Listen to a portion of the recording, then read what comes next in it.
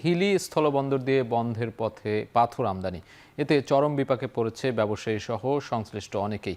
এ নিয়ে আরও জানাতে যুক্ত আছেন সোহেল রানা।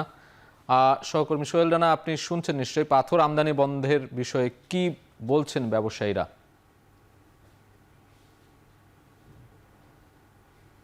সাজিদ, দেশের উন্নয়নমূলক যে কর্মকাণ্ডগুলো হয়ে থাকে তা সেখানে যে পাথর আমদানিকৃত ব্যবহার হয় তার বেশিরভাগই কিন্তু আমদানি হয়ে থাকে এই হিলি স্থল বন্দর দিয়ে। তবে চলতি বছরের শুরু থেকে এখন পর্যন্ত কিন্তু এই বন্দর দিয়ে পাথর আমদানি অনেকটাই বন্ধের পথে। মাঝে মাঝে কিছু চিপস পাথর আমদানি হয়, যেখানে আগে বোল্ডার চিপস থেকে শুরু করে বিভিন্ন ধরনের পাথর আমদানি হতো এবং প্রতিদিন প্রায় 100 থেকে 150 ট্রাক কিন্তু ভারত থেকে এই বন্দরে পাথর আমদানি হতো। সেটি কিন্তু এখন নেই বললেই চলে। এবং কাস্টমস যেটি বলছে যে গত জানুয়ারি থেকে এখন পর্যন্ত মাত্র 3,300 মেট্রিক টন যেই চিপস পাথর রয়েছে সেটি আমদানি হয়েছে, এবং সেটিও মাঝে মাঝে আমদানি হয়েছে, যেটি বলা চলে একবারে বন্ধের পথে কিন্তু এই পাথর আমদানি। তো ব্যবসায়ীদের সাথে কথা বলেছিলাম আসলে কি জন্য এই পাথর আমদানিটা বন্ধের পথে। তারা যেটি বলছেন যে মূলত ভারত থেকে পাথর আমদানি করতে গিয়ে তাদেরকে অনেকটাই লোকসান গুনতে হচ্ছে, কারণ পাথরগুলো আমদানি করে বন্দর অভ্যন্তরে রাখতে হচ্ছে, সেখানে অতিরিক্ত চার্জ গুনতে হচ্ছে তাদেরকে। তারা যেটি বলেছেন যে বিশেষ করে তারা নৌ পরিবহন মন্ত্রণালয় এবং এনবিআর সহ বিভিন্ন দপ্তরে তারা যোগাযোগ করেছেন, বিশেষ করে অন্যান্য বন্দরে যে সুযোগটি রয়েছে